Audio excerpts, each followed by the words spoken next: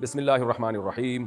اگر ناپاکی کی حالت میں نماز پڑھ لی، تلاوت کر لی اور بعد میں پتہ چلا کہ احتلام ہوا تھا اور غسل فرض تھا، تو بتائیے کہ اب کیا کریں؟ بھائی طہارت کے بغیر نماز قبول نہیں ہوتی، تو نماز لوٹانی پڑے گی۔ جب پتہ چل گیا تو نماز لوٹا لیں، باقی تلاوت کر لی وہ معاف ہے، جان کر نہیں کی، وہ بھولے سے غلطی سے کی ہے تو اس کی قضا نہیں ہوتی، نماز کی قضا ضروری ہے۔ پیسے دے کر جاب حاصل کرنا کیسا ہے؟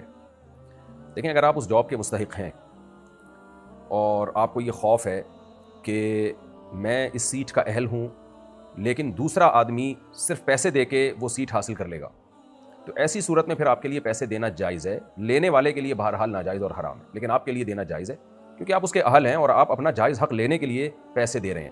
آپ نہیں پیسے دیں گے، دوسرا پیسے دے کے جو ہو سکتا ہے اہل نہ ہو وہ پھر اس سیٹ پہ قبضہ کر لے گا، تو آپ اگر اس کے اہل ہیں تو پھر پیسے دے سکتے ہیں۔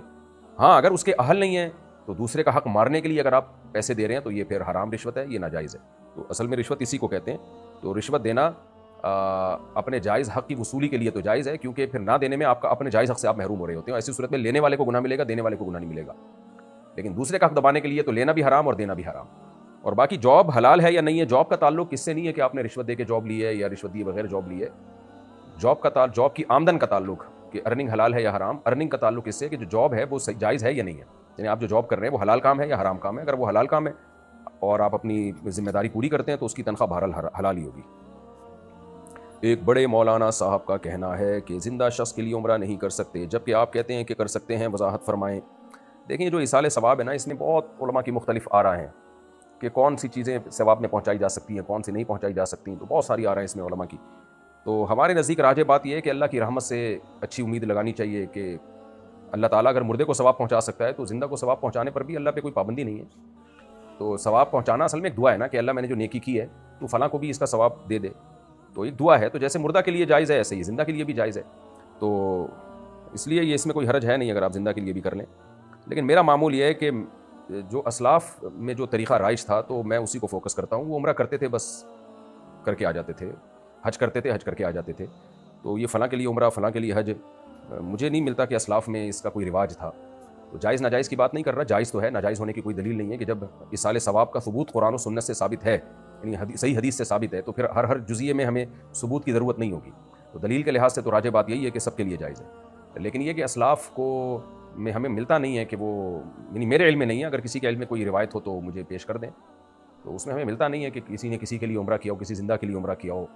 تو اس لیے میرا اپنا معمول یہ، بھائی عمرہ کرتا ہوں جا کے، اللہ کرتا ہوں، اپنے والدین کے لیے عمرے میں دعائیں کرتا ہوں بہت زیادہ کہ اللہ ان کی مغفرت فرمائے، ان کے درجات کو بلند فرمائے، اور پھر والدین کے لیے، اساتذہ کے لیے۔ تو یہ اس طرح سے بھی عمرے کا ثواب ان کو ہی پہنچ رہا ہے ایک طرح سے، یعنی عمرے کی برکتیں کہ ہم نے عمرہ کیا اور دعائیں مانگی، ان کے لیے دعائیں مانگی۔ تو اسلاف میں اسی طرح کی چیز ہمیں ملتی ہے۔ تو میرا اپنا جو مزاج ہے وہ یہ ہے، باقی فتویٰ تو فتویٰ ہی ہوتا ہے۔ دلیل کے لحاظ سے جو بات راجح ہے وہ یہ کہ اللہ پر کوئی پابندی نہیں ہے، آپ کسی کے لیے بھی دعا کریں، اللہ اس کو ثواب پہنچا سکتا ہے، مردہ ہو یا زندہ ہو، اس میں کوئی فرق نہیں ہے۔ ہیئر ٹرانسپلانٹ کروانا صحیح ہے یا نہیں؟ صحیح ہے، بشرطے کہ اپنے ہی بال لگائیں، کسی دوسرے کے بال لگانا ناجائز اور حرام ہے، یہ حدیث میں اس کی واضح ممانعات موجود ہے، لیکن اپنے بال لگا سکتے ہیں۔ میرے ایک دیور نے ماں باپ کی مرضی کے خلاف شادی کی۔ میرے دیور نے کہا میں خاندان کو لات مار کے جا رہا ہوں، یہ کہہ کر وہ ناراض ہو کر چلا گیا۔ میرے سسر نے ان کے حصے کا مکان میرے بچے کے نام لکھ دیا۔ ساس سسر کے انتقال کے بعد میرے شوہر اور دیور میں تعلقات بحال ہو گئے، مگر ہم وہ مکان بیچ چکے ہیں، ہمارے بارے میں کیا حکم ہے؟ آپ کے سسر نے جب وہ مکان آپ کے بچے کے نام لکھا تو بچے کے ولی کو وہ مکان ہینڈ اوور کیا تھا یا نہیں کیا تھا، یہ دیکھنا پڑے گا۔ اگر بچہ نابالغ تھا تو بچے کے ولی تو باپ ہوتا ہے، تو باپ کو ہینڈ اوور کا مطلب چابیاں دے کے اور اس گھر میں اپنا سامان بھی سارا باہر نکال کے یا سامان سمیت وہ مکان ہبہ کیا اور مکمل قبضے میں دے دیا، پھر آپ کے ہسبینڈ جو ہیں، جو بچے کے باپ تھے، وہ اس مکان کے اندر داخل ہوئے۔ اس طرح سے عمل اگر کیا تو اس کو قبضہ کہا جاتا ہے۔ اگر یہ سارا پروسیس نہیں ہوا تھا اور صرف مکان ڈاکومنٹیشن میں آپ کے بچے کے نام کر دیا انہوں نے، تو اس سے مکان کی ملکیت ٹرانسفر شرعی طور پر نہیں ہوتی۔ اور پھر اگر سسر صاحب کا انتقال ہو گیا تو اس میں آپ کے دیور کا وراثت میں حصہ تھا، تو انتقال کے بعد اگر آپ نے بیچ بھی دیا تو وہ بیچی بھی رقم پھر آپ کو دیور کو اس کا وراثت کا حصہ دینا پڑے گا۔ ہاں، اگر انتقال سے پہلے آپ نے بیچ دیا، سسر کے انتقال سے پہلے، اور بیچ کے رقم اپنے ہاتھ میں مکمل لے لی، تو پھر یہ بھی قبضہ ہی شمار ہوگا کہ بھئی یہ رقم آپ کے ہاتھ میں آ گئی ہے تو قبضہ ہے۔ تو قبضہ کا مطلب پھر یہ وراثت میں اس کا حصہ نہیں ہے، پھر یہ آپ کے بچے کا ہو گیا۔ تو خلاصہ کلام کا یہ نکلا کہ سسر صاحب نے اپنی زندگی میں وہ مکان ہینڈ اوور کیا تھا تو بچے کی ملکیت ثابت ہو گئی. اگر ہینڈ اوور نہیں کیا تھا تو محض کاغذ میں نام کر دینے سے ملکیت نہیں ہوئی, اس میں دیور کا حصہ ہے. باقی یہ بات ویسے غلط ہے کہ دیور نے اپنی مرضی سے شادی کیا تو اس کو وراثت سے محروم کر دینا, یہ عمل بہرحال ناجائز ہے. وجاہت علی صاحب کراچی سے پوچھتے ہیں, حدیث میں ہے کہ عشاء اور فجر کی نماز با جماعت ادا کریں تو پوری رات عبادت کا ثواب ملتا ہے. میرا سوال یہ ہے کہ اس فضیلت کو حاصل کرنے کے لیے ضروری ہے کہ عشاء اور فجر کی نماز میں کوئی رکعت فوت نہ ہو, یا مسبوق بھی اس فضیلت کو حاصل کر سکتے ہیں؟ دیکھیں, مسبوق کے لیے بھی یہ فضیلت ہے, لیکن جتنی رکعتیں چھوٹیں گی اتنا ہی فضیلت سے محروم ہو جائے گا. جو تکبیر اولیٰ سے نماز پڑھ رہا ہے اس کی اصل میں تو المطلق اذا اطلق یراد به الفرد الکامل. جب بھی کسی چیز میں حدیث میں کوئی اطلاق کوئی فضیلت بیان کی جاتی ہے تو وہ فرد کامل کے لیے فضیلت ہوتی ہے. فرد کامل کا مطلب یہ ہے کہ شروع سے 4 رکعتیں عشاء کی جماعت کے ساتھ ہوں اور فجر کی 2 رکعتیں جماعت کے ساتھ ہوں, یہ فضیلت اس کے لیے. اب جتنی رکعتیں نکلتی چلی جائیں گی فضیلت اسی حساب سے کم ہوتی چلی جائے گی. خلیل احمد انڈیا سے, کیا ہر بچے کا عقیقہ کرنا ضروری ہے یا سنت ہے یا مستحب ہے؟ کوئی کہتا ہے کہ عقیقہ نہ کرنے سے بچہ بیمار پڑ جاتا ہے, کیا یہ صحیح ہے؟ حدیث میں آتا ہے کہ جب تک بچے کا عقیقہ نہیں ہوتا, تو حدیث کا مفہوم میں اپنے الفاظ میں بیان کر رہا ہوں, تو وہ اس میں یعنی حدیث کے مفہوم سے پتہ چلتا ہے کہ اس کو مصائب کا خطرہ ہوتا ہے. لیکن یہ حدیث ابتداء اسلام پر محمول ہے کہ جب بقرعید کی قربانی واجب نہیں ہوئی تھی. احناف کا موقف اس بارے میں تمام طرح کے دلائل کو سامنے رکھ کر اور اسلاف کے اقوال کو سامنے رکھ کر یہ ہے کہ عقیقہ ابتدا میں واجب تھا, تو اس وقت یہ حکم تھا کہ جب تک عقیقہ نہ ہو جاتا بچہ جو ہے وہ اس میں خطرہ ہوتا تھا اس بات کا کہ بلائیں اور مصائب اس کی طرف متوجہ ہو سکتے ہیں. لیکن جب بقرعید کی قربانی واجب ہوئی, جانور ذبح کرنا بقرعید میں واجب ہو گیا, تو اس قربانی نے پچھلی تمام قربانیوں کو منسوخ کر دیا. منسوخ بئی معنی کہ اس کا واجب ہونا منسوخ ہو گیا. تو اب عقیقہ احناف کے نزدیک ان دلائل کی روشنی میں سنت ہے, واجب نہیں ہے, کوئی فرض واجب نہیں ہے, سنت موقدہ بھی نہیں ہے, سنت غیر موقدہ ہے. کوئی کر لے اچھی بات ہے, نہ کرے تو کوئی گناہ نہیں ہے, اور اگر نہ کرے تو وہ انشاءاللہ بلاؤں کا خطرہ بھی نہیں ہے بچے کو, کیونکہ اب چیز واجب نہیں رہی, وہ سنت اور مستحب کے درجے میں آ گئی ہے. تو قربانی جو بقرعید والی ہے وہ بہرحال واجب ہے. تو اگر کر دیں اچھی بات ہے, اور اللہ سے امید کی جا سکتی ہے کہ بچہ اور زیادہ محفوظ ہو جائے, اور نہیں بھی کریں تو بھی کوئی گناہ نہیں ہے, لیکن کر لیں تو بہرحال اچھی بات ہے. تو خلاصہ کیا نکلا کہ عقیقہ کرنا مستحب عمل ہے, واجب نہیں ہے, اور اگر کوئی نہ کرے تو کوئی خطرہ انشاءاللہ بچے کو نہیں ہے کوئی مصیبت میں پڑنے کا. ایک وقت میں 2 بہنوں کے ساتھ نکاح کے حرام ہونے میں کیا حکمت ہے؟ یہ حکمت نبی صلی اللہ علیہ وسلم نے حدیث میں بیان کی ہے, صحیح حدیث ہے, لِأَنَّكُمْ تَقْطَعُونَ بِهِ أَرْحَامَكُمْ, کہ اس سے تم رشتہ داری توڑو گے. یعنی ایک بہن ہے آپ کے نکاح میں, دوسری بہن سے بھی نکاح کر لیا, تو دونوں بہنوں کی محبت سوکنوں میں تبدیل ہو جائے گی. تو سوکنوں میں عام طور پہ محبت نہیں ہوتی, اسلام نہیں چاہتا کہ بہنوں کی محبت سوکنوں کی نفرت میں تبدیل ہو. تو اس طرح خالہ بھانجی سے نکاح کرنا بھی حرام ہے, خالہ بھانجی میں ایک مقدس رشتہ ہوتا ہے, اس میں بھی قطع رحمی ہے. تو یہ تو ایک حکمت ہے, اس کے علاوہ بھی حکمتیں غیرت کے بھی خلاف ہے. تو حدیث میں جب کسی حکم کی کوئی حکمت بیان ہوتی ہے تو اس کا مطلب یہ نہیں ہوتا کہ یہ حکمت جہاں پائی جائے گی وہاں حکم ہوگا, جہاں نہیں پائی جائے گی وہاں حکم نہیں ہوگا. مثال کے طور پر بعض دفعہ دونوں بہنیں راضی ہوں اگر کسی کی بیوی بننے پر, اور ان میں محبت پیدا ہو رہی ہے, پھر بھی یہ حرام ہے, پھر بھی جائز نہیں ہے. لیکن جنرلی جو ایک حکمت اس کی بیان کی گئی ہے وہ ہے اس سے رشتہ ٹوٹتا ہے, یعنی بہنوں کی محبت سوکنوں کی نفرت میں تبدیل ہوتی ہے. تو اسلام میں بہنوں کی محبت کی بڑی ویلیو ہے کہ اللہ چاہتے ہیں کہ بہنیں بہنیں ہی رہیں, وہ ان میں آپس میں چپکلش نہ ہو. کیا نماز میں 3 بار کھجانے سے نماز ٹوٹ جاتی ہے؟ دیکھیں, ایسی کوئی حدیث ہمارے سامنے نہیں ہے کہ نماز میں 3 بار کھجانے سے نماز ٹوٹ جاتی ہے. البتہ یہ بات اجماع امت سے ثابت ہے کہ نماز میں ایسا کوئی کام کرنا جو نماز کے منافی ہو, اس سے نماز ٹوٹ جاتی ہے. مثال کے طور پہ نماز میں کوئی کھانا شروع کر دے, باتیں کرنا شروع کر دے, تو یہ سب چیزیں نماز کے منافی ہیں. اسی طرح نماز میں کوئی چلنا پھرنا شروع کر دے تو یہ بھی نماز کے منافی ہے. اسی طرح نماز میں کوئی بے تحاشا حرکت کرنا شروع کر دے تو یہ بھی نماز کے منافی ہے. اب بے تحاشا حرکت کہتے کس کو ہیں, اس میں ہر ایک کا معیار, یعنی اس میں جو اصل تو حکم یہ ہے کہ جو نماز پڑھ رہا ہے اس کی رائے کا اعتبار ہوگا. اس کا خیال یہ ہے کہ میں نے اگر اتنی حرکت کر لی ہے, اور غیر ضروری حرکت اتنی زیادہ کر لی ہے کہ وہ یہ نماز کے منافی ہے. مثال کے طور پر ایک معیار یہ ہے کہ آپ نماز میں اتنا ہل رہے ہیں کہ اگر کوئی نیا شخص آتا تو آپ کی حرکت کو دیکھ کے اس کو یہ لگتا کہ یہ نماز پڑھ ہی نہیں رہا ہے, تو یہ وہ حرکت ہے جس سے نماز بہرحال ٹوٹ جائے گی. مسلسل آپ کھجائے جا رہے ہیں, کبھی یوں کبھی ایسے, کبھی ٹوپی کبھی رومال صحیح کر رہے ہیں, دونوں ہاتھوں سے پکڑ کے کبھی پائنچے موڑ رہے ہیں, تو نو وارث شخص آپ کو دیکھے گا, وہ لگے گا کہ یہ نماز نہیں پڑھ رہا. تو اتنی حرکت اگر کوئی کرتا ہے تو اس سے نماز ٹوٹ جائے گی. اس کو حرکت کثیرہ کہتے ہیں.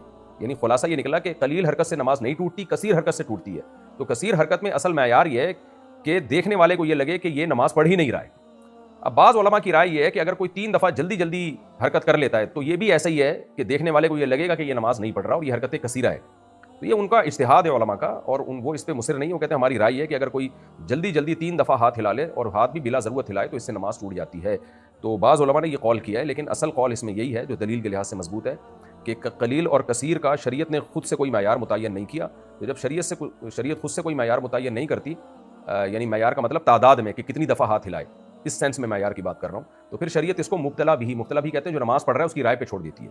تو اس میں یہی ہے کہ اتنی حرکت اگر کوئی کر رہا ہے، آپ کا خیال ہے کہ میں نے اتنی دفعہ ہل لیا ہوں نماز میں، کوئی باہر سے کوئی بندہ آتا تو کہتا ہے یہ نماز پڑھ ہی نہیں رہا ہے، پتہ نہیں کیا کر رہی ہے، تو ایسی صورت میں نماز چھوٹ جائے گی. اور اگر قلیل حرکت ہے تو نماز نہیں ٹوٹے گی. تو قلیل اور کثیر کا انسان خود فیصلہ کرے کہ میں نے حرکت بہت زیادہ کی ہے یا کم کی ہے. اچھا جی، جو بعض علماء نے کہا نا کہ جلدی جلدی 3 دفعہ ہاتھ ہلائے گا تو نماز چھوٹ جائے گی، انہوں نے یہ کہا کہ اگر ہم عوام پہ چھوڑ دیں کہ قلیل اور کثیر کا خود فیصلہ کریں، تو کچھ لوگ ایسے ہوتے ہیں کہ شروع سے آخر تک ہلتے ہی رہتے ہیں، وہ پھر بھی ان کو لگتا ہے ہم ہلے ہی نہیں ہیں. تو ان لوگوں کے لیے پھر علماء نے ایک معیار متعین کیا، بھائی عوام کو اگر ہم اس میں ڈال دیں کہ وہ خود فیصلہ کریں، تو لوگ ایسے بھی ہیں کہ جو پوری نماز میں ہلتے ہی رہتے ہیں، ایک دفعہ بھی تمیز سے ان کے ہاتھ کہیں بندے ہوئے نظر نہیں آئیں گے آپ کو. کبھی ناک میں انگلی گھما رہے ہیں، کبھی کھجا رہے ہیں، کبھی شلوار کے پائنچے اوپر کر رہے ہیں، کبھی ناڑا ٹائٹ کر رہے ہیں. ایسے لوگ بھی میں نے دیکھا ہے کہ نماز میں باقاعدہ چشمہ اتار کے دونوں ہاتھوں سے فولڈ کریں گے، جیب میں رکھیں گے. اور ہم نے ایسے بھی لوگ دیکھے ہیں جو نماز میں باقاعدہ موبائل چیک کر رہے ہیں، اپنا یوں کر رہے ہیں، تو ان کو تو لگتا ہے کہ ہم نے حرکت کی نہیں ہے. تو ایسے لوگوں کے لیے پھر یہ معیار متعین کیا علماء نے کہ بھائی جلدی 3 دفعہ اگر کوئی ہاتھ ہلا لے تو نماز چھوٹ جائے گی. لیکن یہ کوئی یقینی چیز نہیں ہے، عادت ڈالنے کے لیے بہرحال اسی پر اکتفا کرنا چاہیے. خلاصہ کلام کا یہ نکلا کہ تھوڑی بہت حرکت سے نماز نہیں ٹوٹتی، حرکت کثیرہ سے ٹوٹ جاتی ہے. کیا عورت جنازے کی نماز پڑھا سکتی ہے؟ عورت کے لیے امامت کرنا مکروہ و ناپسندیدہ ہے، اس لیے جنازہ ہو یا کوئی بھی فرض ہو. اور مردوں کو تو پڑھا ہی نہیں سکتی، وہ تو نماز ہی نہیں ہوگی. مجھے بد نظری کی بیماری ہے، وہ مجھ سے چھوٹ ہی نہیں رہی تھی، اس لیے میں نے قسم کھائی تھی کہ اگر وہ گناہ مجھ سے دوبارہ ہوگا تو جب میں پہلی شادی کروں گا تو میری بیوی کو طلاق ہو جائے گی. اب مجھ سے وہ گناہ ہو گیا ہے اور مجھے شادی کرنی بھی ضروری ہے. اب اس قسم سے باہر نکلنے کے لیے ایک مفتی صاحب نے ہیلا بتایا کہ اگر کسی نابالغہ لڑکی کے باپ سے کہلوا کر اس کی بیٹی سے شادی کر کے اس قسم سے باہر نکلا جا سکتا ہے. مفتی صاحب کیا یہ ہیلا صحیح ہوگا یا کوئی اور ہیلا بھی ہے؟ بھائی نابالغ کیا، بالغ لڑکی سے بھی یہ ہیلا ہو سکتا ہے. ہیلا کیا، بس آپ جب شادی کریں گے تو طلاق واقع ہوگی. اب اگر ایک طلاق کا آپ نے کہا تھا، یعنی مطلق طلاق کا لفظ بولا تھا کہ اگر میں نے بدنظری کی تو جب میں شادی کروں گا تو میری بیوی کو طلاق، تو شادی کرتے ہی ایک طلاق ہو جائے گی، وہ طلاق بائن ہوگی. دوبارہ نکاح کر لینا پھر دوبارہ اسی سے، 3 طلاقیں نہیں ہوں گی. تو یعنی پھر دوبارہ پبلکلی نکاح کرنے کی ضرورت نہیں ہے، بلکہ جب رخصتی ہو تو بیوی کو آپ بتا دیں بھائی میں اس کو پوری بات نہ بتائیں، اس کو بتا دیں کہ میں احتیاطاً دوبارہ تجدید نکاح کرنا چاہتا ہوں. اور تجدید نکاح کا طریقہ آپ کسی بھی عالم سے پوچھ لیں. بیوی آپ کو وکیل بنا دے کہ آپ اپنے آپ سے میرا نکاح دوبارہ پڑھا دیں اتنے مہر میں. وکیل بنا دے گی تو آپ 2 گواہوں کے سامنے کہیں کہ بھائی فلانی بنت فلاں سے میں نے دوبارہ نکاح کر لیا اتنے مہر میں، تو نکاح ہو جائے گا. آئندہ 2 طلاقوں کا اختیار رہے گا. اور یہ بھی ہو سکتا ہے کہ کسی اجنبی خاتون سے نکاح کر لیں آپ اور اس کو بتا دیں بھائی میں نے ایسی قسم اٹھائی ہوئی ہے، نکاح کرتے ہی نکاح ختم ہو جائے گا اور آپ پہ عدت بھی واجب نہیں ہوگی چونکہ رخصتی نہیں ہوئی ہے. میرے اوپر مہر واجب ہو جائے گا، وہ میں آپ کو آدھا مہر واجب ہو جائے گا، وہ میں آپ کو دے دوں گا. اور اس کو بتا دیں کسی بھی خاتون کو، تو ایسے نکاح ہوتے ہی طلاق ہو جائے گی، اس کو آدھا مہر مل جائے گا اور عدت بھی اس پہ واجب نہیں ہوگی. آپ پھر دوبارہ پراپر شادی کر لیں، آپ کی قسم ایک دفعہ میں پوری ہو جائے گی. اور اگر 3 طلاقوں کی قسم کھائی تھی آپ نے کہ اگر میں نے کسی خاتون سے نکاح کیا تو اس خاتون کو 3 طلاقیں، اس طرح کے الفاظ کہے تھے، تو پھر نکاح کرتے ہی 3 طلاقیں واقع ہو جائیں گی. تو ہو جائیں. آپ فیک نکاح کریں کسی خاتون سے. فیک کا مطلب یہ ہے کہ جس کو نہ رکھنا ہو آپ نے، اس کو پوری صورتحال بتا دیں بھائی میں نے ایسے قسم اٹھائی ہوئی ہے تو میں نکاح کرتا ہوں اور نکاح کرتے ہی طلاق واقع ہو جائے گی، 3 طلاقیں، تو آپ کو آدھا مہر میں دے دوں گا اور عدت بھی آپ پہ واجب نہیں ہے. تو پھر پراپر وے میں جہاں چاہیں آپ نکاح کر لیں. لیکن آپ میرے پاس ہوتے تو ہمارے یہاں قریب میں تھانہ ہے، ایس ایچ او صاحب کو میں بلا کے ایک دفعہ آپ کے اگلے پچھلے گناہ ضرور معاف کرواتا، کیونکہ یہ دین کے ساتھ بدترین قسم کا مذاق ہے اس طرح کی قسمیں اٹھانا. شرعی مسائل کو کھلواڑ بنانے والی بات ہے. طلاق کوئی ایسی فضول ایسی چیز نہیں ہے کہ آپ نے جو ہے وہ میں نے یہ کیا تو بیوی کو طلاق، وہ کیا تو بیوی کو طلاق. بھائی بد نظری چھوڑنے کے اور 20 طریقے ہیں، آپ وہ طریقہ اختیار کرو. طلاقوں کو معلق کرنا یہ کوئی خاندانی لوگوں کا کام نہیں ہے.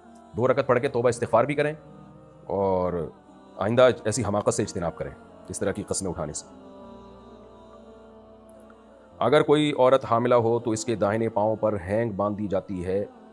ہینگ ہے، ہینگ لفظ ہے، ہینگ وہ ہے نا، ہینگ گلے نہ پھٹکری. اور کچھ خواتین اپنے پاس لوہے کی کوئی چیز جیسے تالا چابی ساتھ رکھتی ہیں اور تکیے کے نیچے ماچس یا چھری رکھ کر سوتی ہیں. سینے یا بازو پر پیاز باندھ لیتی ہیں.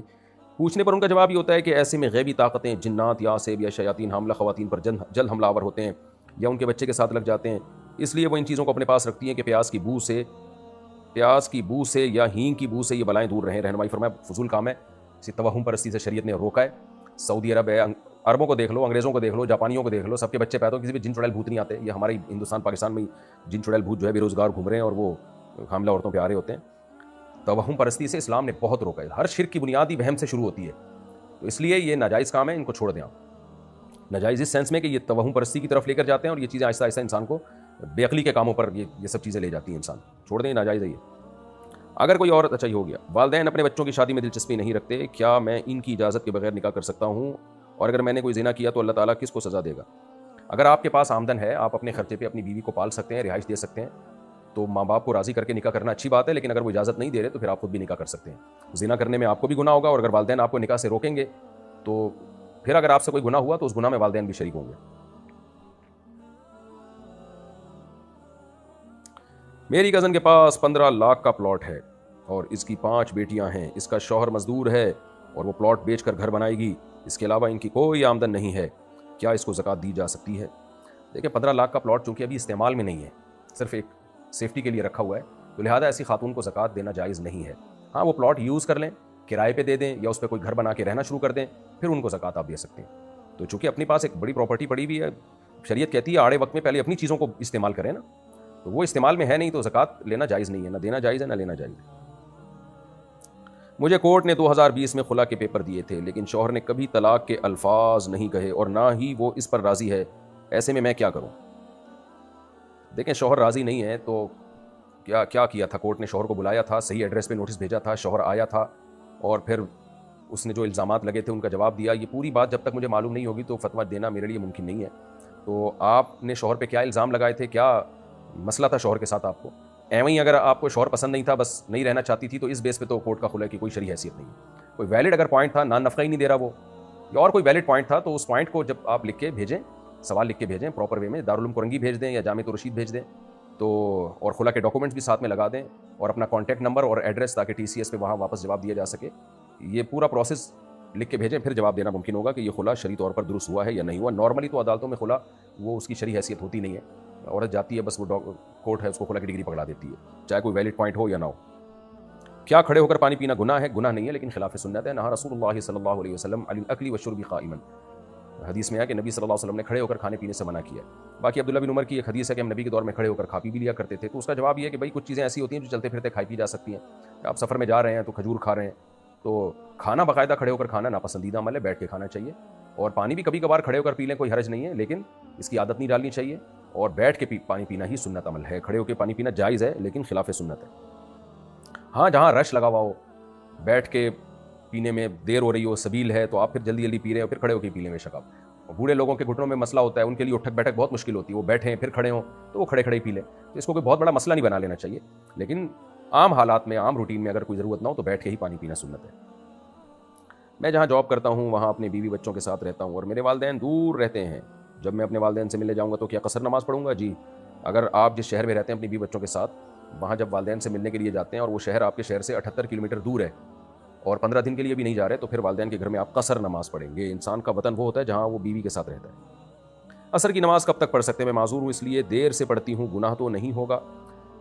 انڈیا پاکستان میں جو تقریباً غروب آفتاب سے 20 منٹ پہلے تک مکروہ وقت شروع نہیں ہوتا. تو انڈیا پاکستان کی بات کر رہا ہوں میں, اگر آپ کا تعلق انڈیا پاکستان سے, تو غروب آفتاب سے 20 منٹ پہلے تک آپ عصر پڑھ سکتی ہیں. اس سے زیادہ تاخیر پھر حرام ناجائز ہے, مکروہ وقت شروع ہو جاتا ہے. اگر دوست ناراض ہو اور ہم صرف کام کی بات کریں تو کیسا ہے؟ تو کام کی بات ہی کرنی چاہیے اور کافی ہے, اتنا میرا خیال, کام کی بات کر لیں آپ. کیا شوہر اپنی بیوی کی بھانجی سے نکاح کر سکتا ہے؟ بیوی کے مرنے کے بعد یا ڈیورس کے بعد کر سکتا ہے, بیوی کی موجودگی میں اس کی بھانجی سے نکاح نہیں کر سکتا. اور اگر بیوی کی کو ڈیورس ہو جائے تو بیوی کی جب تک عدت پوری نہیں ہوتی اس وقت تک بھی بیوی کی بھانجی سے نکاح نہیں کر سکتا. کیا اسلام میں میڈیکل ٹریٹمنٹ کا خرچہ شوہر کے ذمہ ہے؟ دیکھیں اسلام میں میڈیکل ٹریٹمنٹ کا خرچہ شوہر کے ذمہ اس وقت ہے جب بیوی کما نہ رہی ہو. نان نفقہ تو شوہر کے ذمہ ہے, چاہے بیوی کتنی مالدار ہو. نان نفقہ جو روٹی پانی, رہائش, گیس بجلی کا بل, گھر کا فرنیچر, یہ خرچہ تو بہرحال شوہر کے ذمہ ہے, چاہے بیوی کما رہی ہو نہیں کما رہی ہو. ہاں, اگر وہ جاب کر رہی ہے شوہر کی پرمیشن کے بغیر پھر ایک الگ بات ہے, پھر شوہر کے ذمہ نہیں ہے. لیکن شوہر چاہتا ہے بیوی ہاؤس وائف بن کے رہے, تو پھر شوہر کے ذمہ اس کا سارا خرچہ ہے.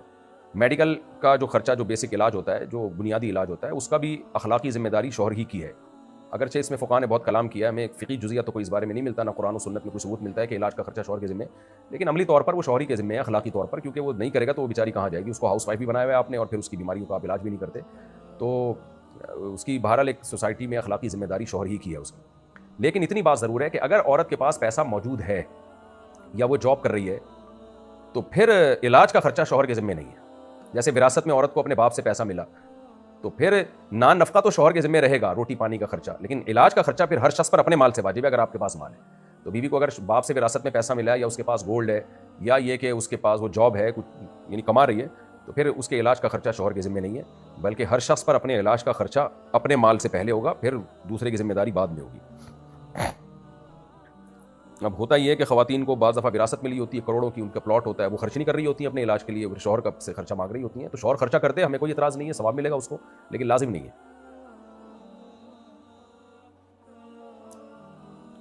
اگر روڈ پر پیسے پڑے مل جائیں تو کیا کریں؟ اٹھا کے مالک تلاش کریں. جتنا ممکن ہو دکان والوں کو بولیں یار کوئی بندہ یہاں سے گزر رہا ہو پیسے تلاش کرتا ہوا تو ہمیں بتانا. جب بالکل مایوس ہو جائیں تو اگر آپ مالدار ہیں تو غریب ہیں تو استعمال کر لیں, اس نیت سے کہ جب اصل مستحق آئے گا تو اس کو دے دیں گے, اور اگر مالدار ہیں تو صدقہ کر دیں. میرے جاننے والے ہیں, انہوں نے غیر مسلم لڑکی کو مسلمان کر کے اس سے نکاح کیا, لیکن شادی کے بعد جب اس لڑکی سے بات ہوئی تو وہ کہتی ہے کہ میں نے دل سے اسلام قبول نہیں کیا ہے اور وہ ابھی بھی اپنے مذہب کی پیروی کرتی ہے, تو کیا اس کا نکاح جائز ہے اور ہمارا ان کے ساتھ کھانا پینا جائز ہوگا؟ نہیں, بالکل جائز نہیں ہے نکاح. اور دل سے چونکہ اس نے بول دیا منہ سے کہ میں نے دل سے اسلام قبول نہیں کیا, تو یہ اگر بالفرض اسلام قبول کیا بھی تھا تو یہ الفاظ بولتے ہی کافر ہو گئی وہ دوبارہ. تو آپ کا اس سے تعلق ٹھیک نہیں ہے, کیونکہ اس نے اسلام کو ایک مذاق بنایا ہے, ایک جو ہے نا ایک مذاق کی چیز سمجھا ہے کہ قبول کر لیا اور بول رہی ہے کہ میں نے دل سے نہیں کیا. تو کرنا ہی نہیں تھا آپ نے, اس کا بائیکاٹ کریں, اور یہ نکاح بھی ٹھیک نہیں ہے. میں نے عمرے پر جانے کی نیت سے کچھ پیسے جمع کیے تھے, تو کیا میں ان پیسوں سے کچھ اور چیز خرید سکتا ہوں؟ جی کر سکتے ہیں. کوئی عمرے کے لیے پیسے جمع کرنے سے کوئی عمرہ لازم نہیں ہو جاتا. کیا نبی صلی اللہ علیہ وسلم کے لیے قرآن مجید پڑھنا جائز ہے؟ جائز ہے, لیکن اس کی ہمیں کوئی اسلاف میں نہیں ملتا کہ صحابہ نے کبھی نبی کے لیے قرآن پڑھاؤ. اس لیے وہی کام کریں جو اسلاف سے سیدھا چلتا ہوا آ رہا ہے. قرآن پڑھیں, اللہ سے دعا مانگیں, اس میں نبی پہ درود پڑھ لیں, تو یہ زیادہ میرا خیال ہے یہ زیادہ بہتر طریقہ ہے. تو اس لیے آپ قرآن پڑھا کریں ثواب کی نیت سے اور سمجھنے کی نیت سے, اور پھر قرآن کے بعد دعا مانگا کریں, دعا میں نبی پہ درود پڑھ لیا کریں. تو یہ طریقہ جو ہے نا اسلاف کے عمل کے زیادہ قریب ہے. احرام کی حالت میں انگوٹھی یا گھڑی پہن سکتے ہیں؟ جی پہن سکتے ہیں. مفتی صاحب, امام کا مصلی محراب سے کتنا باہر ہونا چاہیے؟ جتنا بھی ہو, کوئی فرق نہیں پڑتا اس سے. مسجد کی لوکیشن کے حساب سے جہاں بھی سوٹیبل جگہ ہو امام کے لیے بنا لیں. اگر کسی نے روزے کی حالت میں زنا کر لیا تو کفارہ کیا ہوگا؟ لا حول ولا قوت الا باللہ. 60 روزے بھی ہوں گے کفارے کے, لگاتار 60 روزے رکھنے پڑیں گے, اور ایک روزہ قضا بھی, اور گناہ کبیرہ سے توبہ بھی. اور یہ کبیرہ در کبیرہ ہے, ڈبل کبیرہ ہے, کہ ایک تو زنا اور اوپر سے روزے کی حالت میں. یہ روزہ بشرطے کہ رمضان کا روزہ ہو. اگر نفلی روزہ تھا تو پھر اس میں کفارہ نہیں ہے, کبیرہ گناہ ہے اور قضا ہے, کفارہ نہیں ہے اس میں. محمد ارشد انڈیا سے, حرام کا ہدیہ لینا کیسا ہے؟ اگر کوئی حرام پیسوں سے عمرہ کر لے تو کیا حکم ہے؟ عمرہ نہیں ہوگا, اس کا گناہ ملے گا. اور ہدیہ بھی لینا جائز نہیں ہے حرام, اگر یقین ہے کہ یہ حرام پیسوں سے ہی ہدیہ خرید کے دے رہا ہے ہم کو, تو اگر لے لیا تو اس کی قیمت صدقہ کر دیں, یا وہ ہدیہ صدقہ کر دیں, یا تو اس کی قیمت صدقہ کر دیں تو وہ حلال ہو جائے گا آپ کے لیے, یا وہ چیز ہی صدقہ کر دیں. جمعرات کو روٹی پر فاتحہ پڑھنا کیسا ہے؟ ثابت نہیں ہے, بدعت عمل ہے, اس سے اجتناب کرنا چاہیے. قضا نماز میں صرف فرض ہی پڑھ سکتے ہیں یا سنتیں بھی پڑھ سکتے ہیں؟ قضا نماز میں صرف فرض پڑھیں, سنتیں نہ پڑھیں. البتہ وتر کی قضا بھی واجب ہے. اگر امام کے پیچھے نماز پڑھ رہے ہیں اور امام سلام پھیر لے اور ہم ابھی درود شریف میں ہی ہوں تو کیا امام کے ساتھ سلام پھیر دیں یا نہیں پھیر دیں امام کے ساتھ سلام؟ نبی صلی اللہ علیہ وسلم نے امام کی اقتداء کا حکم دیا. البتہ اگر اتحیات بھی پوری نہیں پڑی تھی تو اس کو جلدی جلدی کمپلیٹ کر لیں. اگر نماز میں سامنے سے چھوٹے بچے گزر جائیں تو کیا نماز ہو جائے گی یا نہیں؟ کیا نماز دہرانی پڑے گی؟ نہیں جی, نماز ہو جائے گی, دہرانی نہیں پڑے گی. البتہ نماز میں آگے سترا رکھا کریں. کیا عورت امام بن کر نماز پڑھا سکتی ہے؟ مردوں کو تو پڑھائے گی تو مردوں کی نماز نہیں ہوگی. اگر عورتوں کی جماعت کرے گی تو کراہت کے ساتھ جائز ہے. کراہت کا مطلب یہ کہ یہ قابل تعریف عمل نہیں ہے. اسلاف میں ہمیں اس کا رواج نہیں ملتا, اور جتنے بھی امت کے علماء صلحاء, چاہے وہ خواتین ہوں چاہے وہ مرد ہوں, وہ اس سے اجتناب کرتے رہے ہیں. تو ایک آدھ روایت سے صرف جواز ثابت ہوتا ہے, اس عمل کی ترغیب نہیں ہوتی. تو ہمیشہ صحابیات یا تو مسجد میں مردوں کے پیچھے جماعت سے نماز پڑھتی تھیں یا گھر میں اکیلی نماز پڑھتی تھیں. اچھا بھائی, ایڈوکیٹ کی جاب کرنا کیسا ہے؟ جائز ہے, ظلم نہ کریں کسی کے اوپر, بلکہ اس زمانے میں ضروری ہے, کیونکہ وکیلوں میں کرپٹ وکیل بھی بہت آ گئے ہیں. تو ایماندار وکیل اگر نہیں ہوں گے تو پھر کرپشن ہی پھیلے گی نا. تو اس لیے جیسے بہت سے وکیل الحمدللہ ایماندار ہوتے ہیں, تو اگر یہ لوگ سارے چھوڑ چھاڑ کے چلے جائیں گے یا نئے لوگ نہیں آئیں گے اچھے لوگ, تو یہ تو عدلیہ کا سارا نظام یہ تباہ و برباد ہو جائے گا.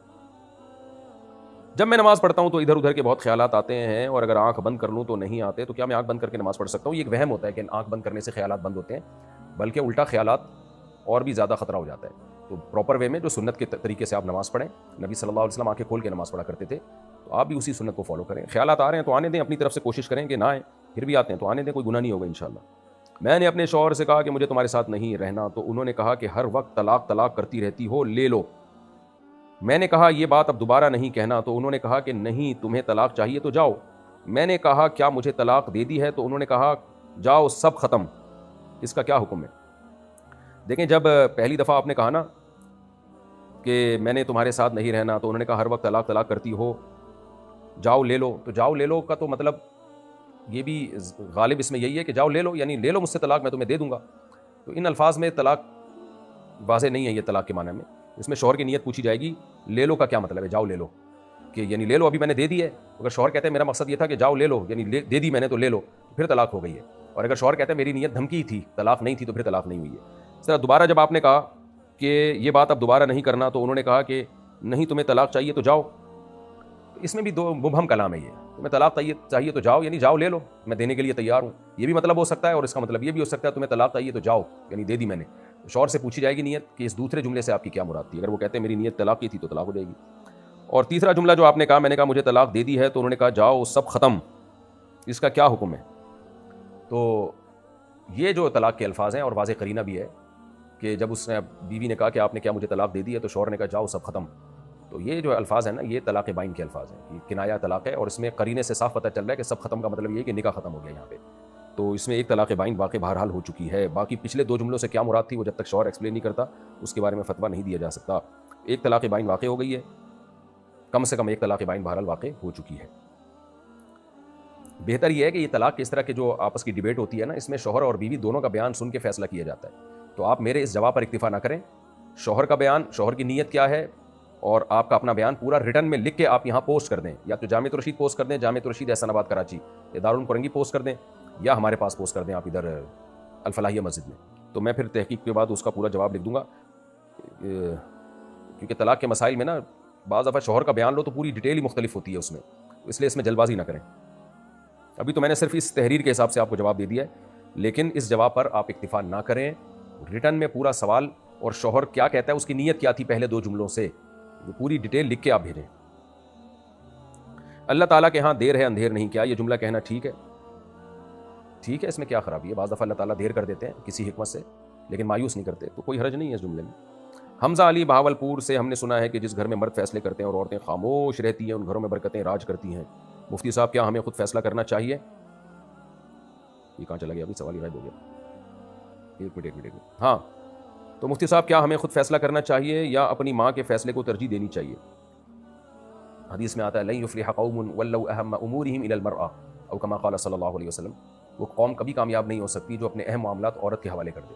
تو جب تک گھروں میں مردوں کی سربراہی ہوتی تھی تو گھروں میں خیر برکتیں زیادہ تھیں۔ جب خواتین کے ہاتھ میں معاملات آتے ہیں تو معاملات پیچیدہ ہونا شروع ہو جاتے ہیں۔ جنرلی یہی اصول ہے، ہاں کچھ گھر اس سے مستثنیٰ ہو سکتے ہیں، ظاہر ہے ہر جگہ مرد سمجھدار نہیں ہوتے، بعض گھر میں ایسے ہوتے ہیں مرد بیوقوف ہوتا ہے، عورتیں صحیح فیصلے کر رہی ہوتی ہیں، لیکن جنرلی جو ایک اصول ہے، ایک ضابطہ جو شریعت نے دیا ہے وہ یہی ہے کہ بڑے اہم فیصلے مردوں کے ہاتھ میں ہونے چاہیے۔